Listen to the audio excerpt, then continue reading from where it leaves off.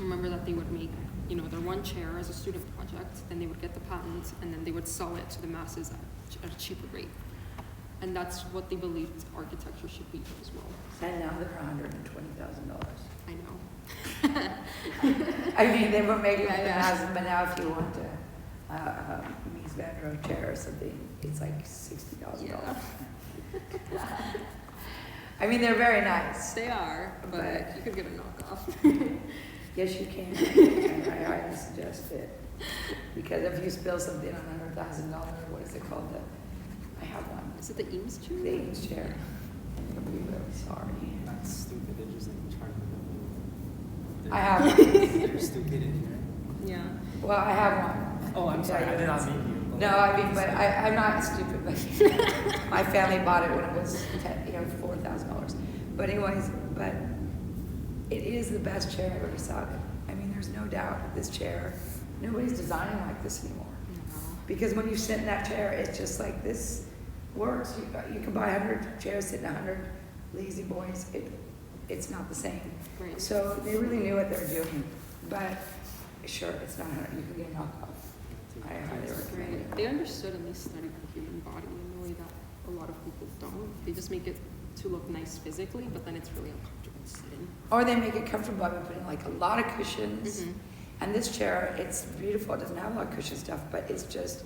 They hit it in the right spots. Yeah. Yeah, and when you sit in it, it's your feet are it's right. You know what I mean? So I can't say that is a reason people still really like them. Is they look at them. They're not just like, oh, that's nice. It's like It feels good. Yeah. it's usable. You can read in it, and it's very comfortable. Mm-hmm. So I've never sat in it. Oh, I have sat in it. Who are the couple? I can't remember. The couple in California. To meet all the chairs. That went to Vegas or no? The couple, they're my favorite architects. Like that. You know how you like something, but It's not Robert Torrey, right? The postmodern. no, the couple who made the house in Northern California, and they made like thousands of. They're famous for their chairs. That's all they make is chairs. I'll think of it later. And they have funny first name. The woman has, so you don't know it's a woman, but it is. I'm running through like names in my head. There's so many furniture pieces. You know, all the chairs with the lines. And what are they called? I think right I'll think of it later. now. Okay. You know who they are. I also can't think of their name. I found Eames chairs once. That's so cool. I found 8 teakwood Eames chairs on the street in Originals? Switzerland. Because in Switzerland, when they want to get rid of furniture, they put it on the street. Mm-hmm. So it was like a community center, and they didn't know what they had. So they knew what they had, but they were, Switzerland's very wealthy also, so they were just like, we need more comfortable chairs, because a lot of old people are coming in here. And, those chairs are the dinner chairs, so they're just little wood waiting room chairs. And they're not like really, they make more comfortable chairs for their use now. So I was walking by and I was like, those are, my ex-husband has them. He's an architect. So I called him and he ran down from his office and he turned it over and it had the stamp. Oh, great. Yeah. And he said, yeah, those are real. They're real. What we're on is the 3 first ones, the building. So like what kind of buildings?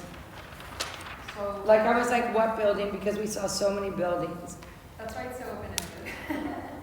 Okay, so the first question was the one about the concept of place heritage and regionalism. Right. Which, That really confused me. yeah. I'm sorry, but it kind of confused me. I was like, what does she mean? I know what that means, but I wasn't sure what specifically you were referring to. Okay. I think I already had that. Okay. Thank you so much. Bye. Thank you. Thanks for your help today. I appreciate it. Nice to meet you. Good luck on everything. Yeah, good luck on your exam. Thank You you. gotta study. That's a lot to study, actually. Yeah, but it's interesting at least. Do you want to look at this? I would. Okay. We can leave our new plates here for you, Gregor. Yeah, they're already there. The one you put over there? Yeah. Yeah.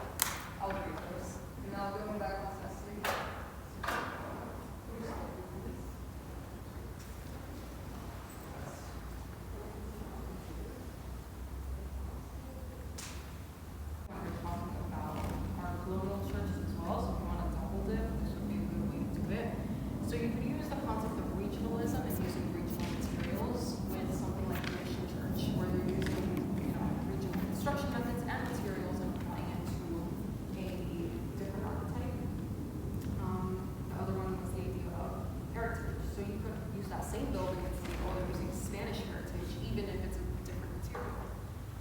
use the concept of place, the place in time, the place geographically, however you interpret it is fine by me.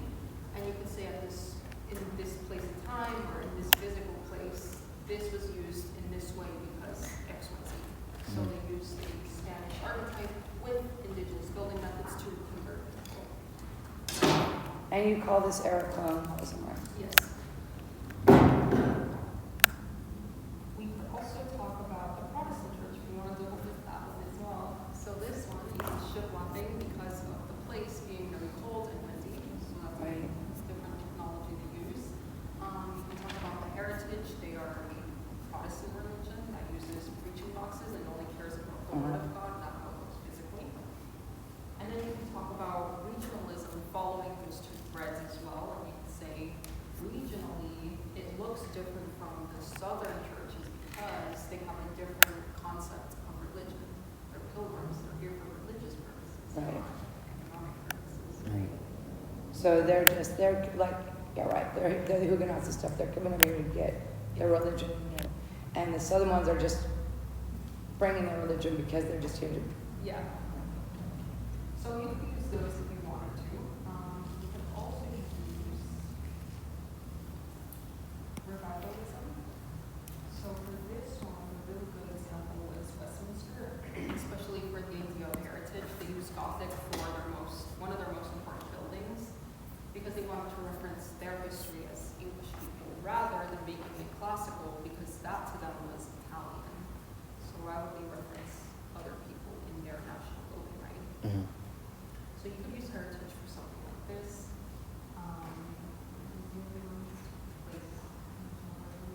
You could also do this one as an example of how not to do it. So you can talk about them like at this point in time, going out, colonizing everywhere, bringing back things, not really knowing what to do with them because they don't understand the heritage. And so they create this. And so the new heritage in England becomes usually unserious pleasure palaces, architecture that to them isn't really, the pinnacle of beauty and anything. It's just to have fun. Okay. So you could use something like this. Week 12 is also a great place to get examples from. So any one of these. can I take a picture of this slide? Or no, This one.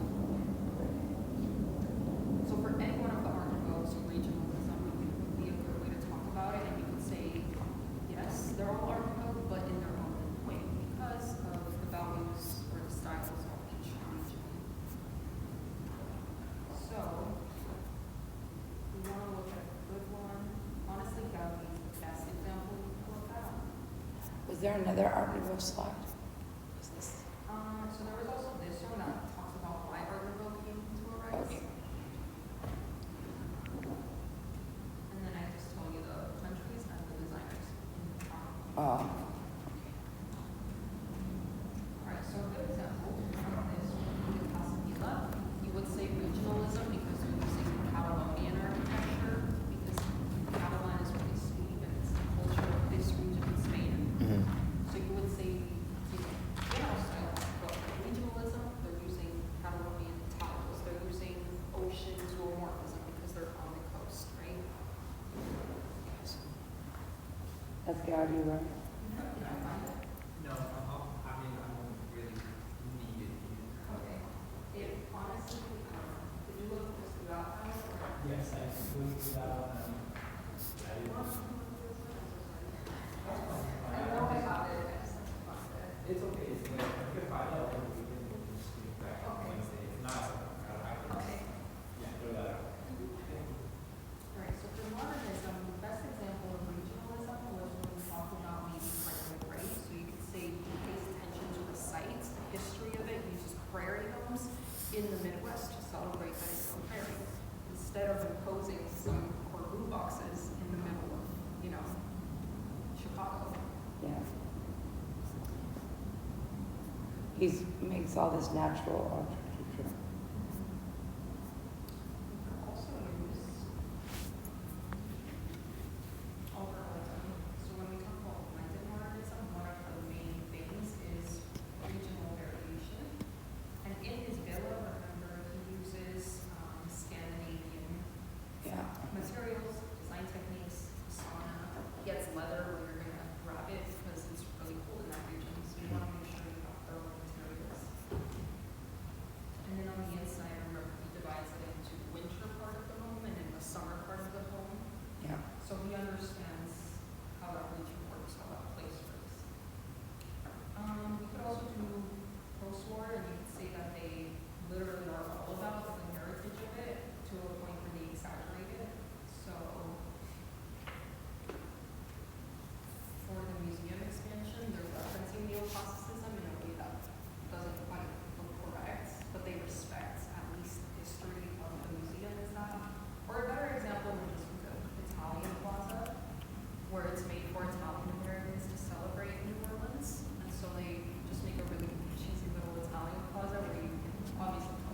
like Caesar's Palace. Yeah. Yes. For question one, the second one with the new technologies, I know that here it's like asking for the building. Could we do like the cast iron district in New York? Yes, I'm Okay. gonna go over that one next, but that is one of the example ones. And then lastly, in modernism, you can apply the same rhetoric to any one of these. So with the Douglas House, remember it's supposed to be like a ferry ship. You could say it's, referencing like Michigan, the idea of freight moving through that way. That's part of the site of the place. You could also do the decon, anything deconstructivist is a great example of that. So Gary is American Center. The way he approaches Main Street for Parisians is very different from the way he approaches Park, right? Because they have this regulated 6-story look to their streets versus his more Gary-like stuff. They keep over towards the plaza where you don't have as much traffic. But the best example of all this was honestly the Jewish Museum, right? It plays into the heritage of what Germany is and what it's like to be Jewish, Mhm. right? The place, not just the place where it is, but the place it is referencing, so different time period altogether. That's also an example. So any one of those work. Questions on either one? Does it make more sense? Yes, Okay. thank you so much. Okay. So now we're gonna go over number 2, which is about new technologies, which you could even go more from before the Industrial Revolution. So if we start in week 10, one of the most obvious ones is the ship thing here that they developed to keep out the cold. And although it's not obvious as like a techie technology, it is still a new building technology that they use to protect themselves. In week 11, this is the Industrial Revolution, so you could use the invention of iron, glass. You could talk about Crystal Palace if you wanted to, and how they standardized the nuts and bolts and all the pieces. So that's the reason why today all of our building pieces come in modules or sizes. So with this one especially, you could say not only could technology influence architecture, but architecture influenced technology as well. Okay. And then the example Salinas was talking about the cast iron facade. So this was a fast, cheap way to make good looking architecture. Developers loved it because you could put it up in a number of weeks versus months. You could order it out of a catalog, you could mix and match, you didn't have to have a designer. So in some ways it made architecture more accessible to people who couldn't afford to have an actual designer. So it's like prefab.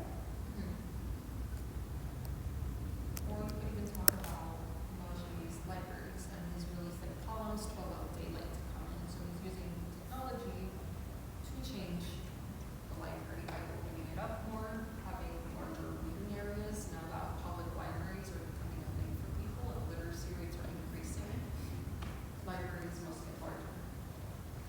Who's that?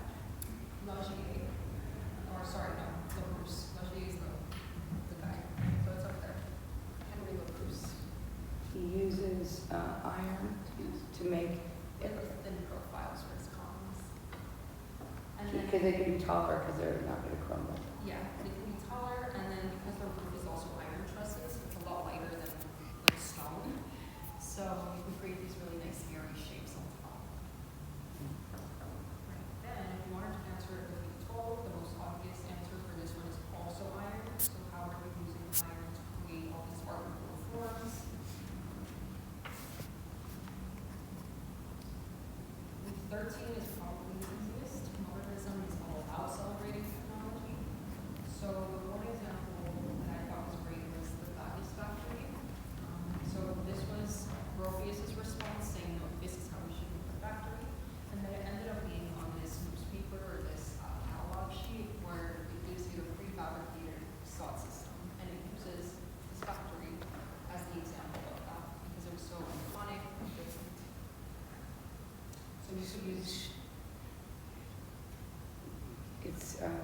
he's using what, he invented those? You borrowed? I don't think he invented them, he just used the system. But it was the way in which he used the system that was innovative, because he left the corner in those documents. Okay.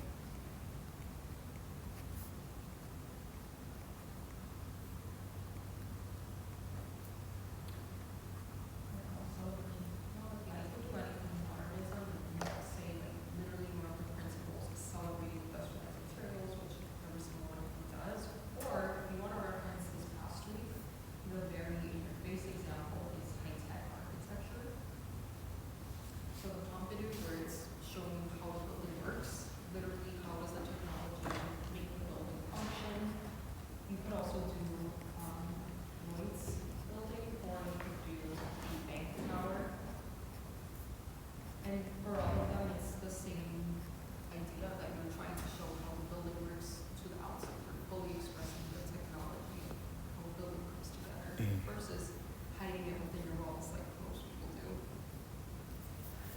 Okay, so when we answer the question,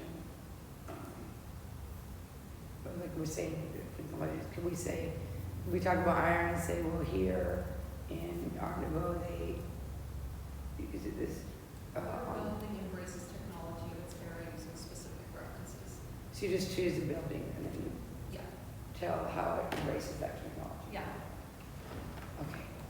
And then number 3 was Real the quick. different city planning. Yes. Real quick, for the architectural area, what exactly do you mean by that? So, if you're doing a Gaudi building, it's Art Nouveau. Okay. If you're doing like a Protestant church, it's the colonial era. Okay. And Oh, we can do any, I'm sorry, we can do any building, Yes, any building starting from week 10 to week 15. okay. a building you showed, or we can. Yes, a building I showed, just so I can easily know what you're talking Okay, so if it was Art Nouveau, what would be a building you would, because I understood the Bauhaus ones, but which was the Art Nouveau? There was that one building with the glass curtain that was it Yes. used a lot of color, had Yes, the Tasso House is a great example. Yeah, that one. It uses the Tassel House, okay. curtain wall on it. Thank you.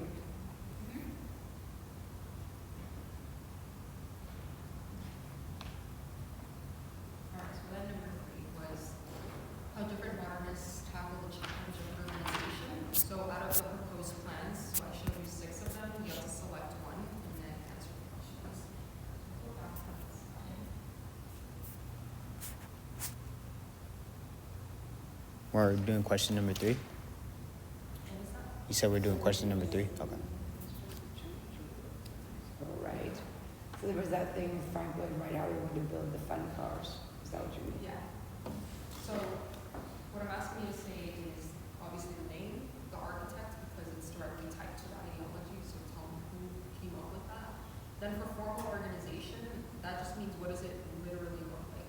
So in the case of Brasilia, it looks like a plane. In the case of Broadacre, it's 1 mile repetition modules that have a little bit of towers, a little bit of homes, a little bit of farmland, and then they're all connected by a highway.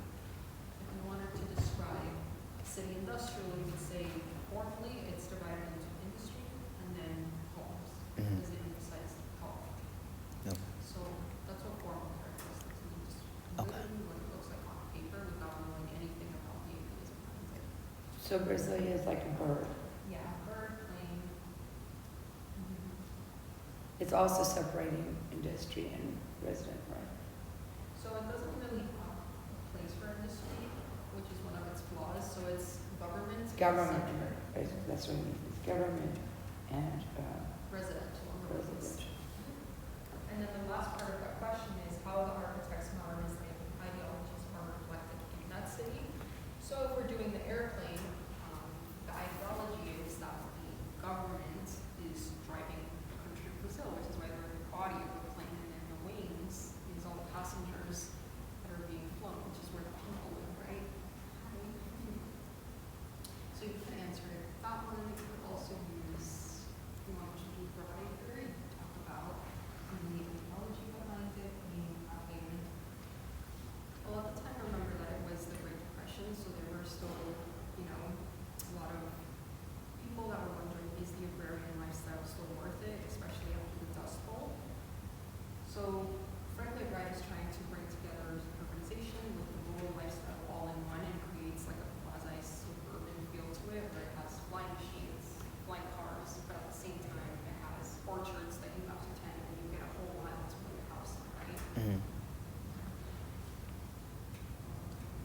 that's directly tied to Frank's personal ideology, where he's very Jeffersonian. He loves the idea of everyone having a plot of land to work with.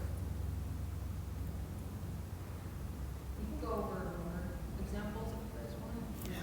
Challenge it going. Shannon. So that's Peruse, and formal characteristic, he made it look like a body, right? So that was his idea, its head and its arms and arteries sitting out. Now, why did he make it look like a body? Because he believed that like a body, a city should be able to function within itself and have everything it needs in there. So the head is the brain or the government. In the middle is the stomach or the food we eat on. The arteries are for circulation, where people would move to the roads.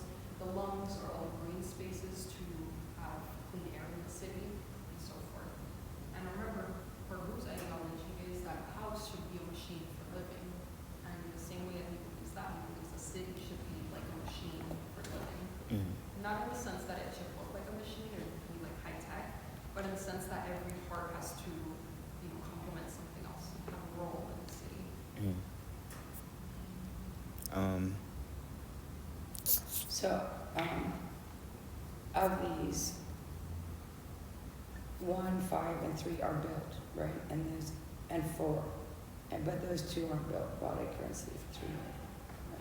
So 4, 5, and 3 built. Oh, right, that's what I mean. Yeah. The City Industrial and City for Million and Bodyguard, they were never built. They were never built. They're So- concepts. Yes. So And for- these are actually built. I know that one is, but theirs are all built, right? We saw pictures. And so for that question where it asks you, where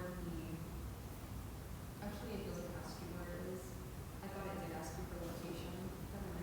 Never mind. But if it did, it would be, I thought it did too. Yeah. That's why I asked. Mhm. So if we wrote the location for those 3, it would just be, Where it is, and then for the other ones, it's NA, it could be anywhere. But it doesn't ask about that, so you don't have to worry about it. that's fine. So those are a couple examples for these 3. So does that answer most of your questions? Thank you so much. Yes. Thank you so much. I'm so sorry I was late. Real quick, I don't remember how to say this. Logier? Logier. Do you want to go over the reading questions? What week was it? Because I could not find So it. it's the primitive cut week 10. Okay. So if we go back into files, it's reading for week 10 primitive cut. Okay. So with that one, he references perfection twice in here. So the first time he does it is.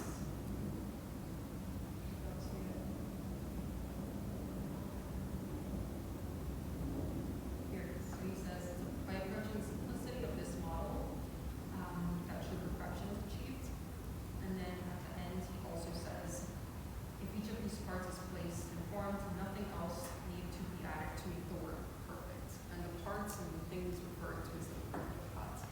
Okay. So the column, the Oh. and He's not talking about order, column, and the tablature, pediment. well, it has different names, but it's all the same. Column, tabular, plane, form. And he calls that the primitive hut. So if we say, if each part of the primitive hut is suitably placed, nothing else need to be, that we can order that way. Yeah. We'd have to name the parts. You can just say you build a primitive hut. If you do a primitive hut, which I'll know what you mean by that, you can say that perfect is perfection. Once you start adding too much, things that loses its meaning. So it goes that side. The vertical element, the horizontal element, and the plane. So column, horizontal. Real quick. So I guess we're still on the reading. For 2, I said, For the puking question? yeah, the differences. Wasn't one of the things that he pointed out was the 1840 was more industrialized, like they were more focused on industrialization, losing the churches that were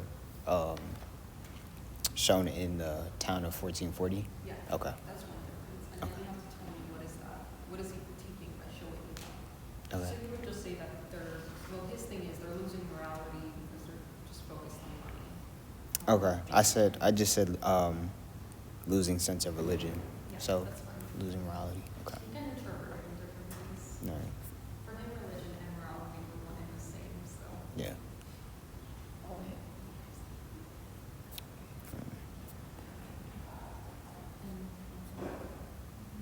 Are you setting up in here?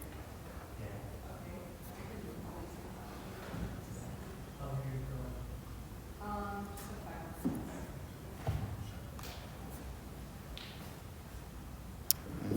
I think I'm good. Do you guys have any questions on readings?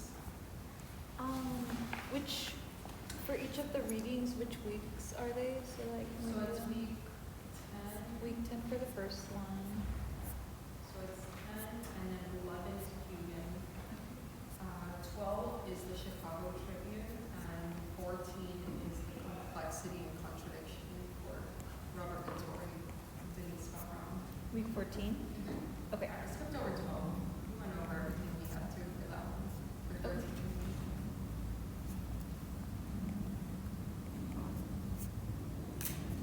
And then can we review again the question to the third one, Yes. which was about neoclassicism, romantic classicism? So academically and romantic, yeah. So academically correct classicism. The definition is just abiding by books, which is why it's called academic. So when Stewart and Margaret wrote this, remember they got all the dimensions, they went to Greece to literally document what it was. So then when they brought it back, all these schools and academies are beginning to copy from that book, which is why it's called academically correct neoclassicism. For romantic classicism, at that point they know how to make correct classicism, but they want to make it more exciting and have, like, basically inject the sensibilities of the picturesque and the cult of sentiment. So they reference their landmark text being this one. So romantic classicism is based on the origins of the sublime, beautiful. So it doesn't have to do with like Enlightenment stuff where like they had the catalog? Not really. At Okay. that point, you know the catalog, and it's just kind of like a repeating pattern. Once you know it, you break it, and then you redo it to break it again. Okay. Yeah. All right, that was the connection I was missing. Okay, I should be ready to study now. Thank you, Professor Smith, for staying with us. Thank you.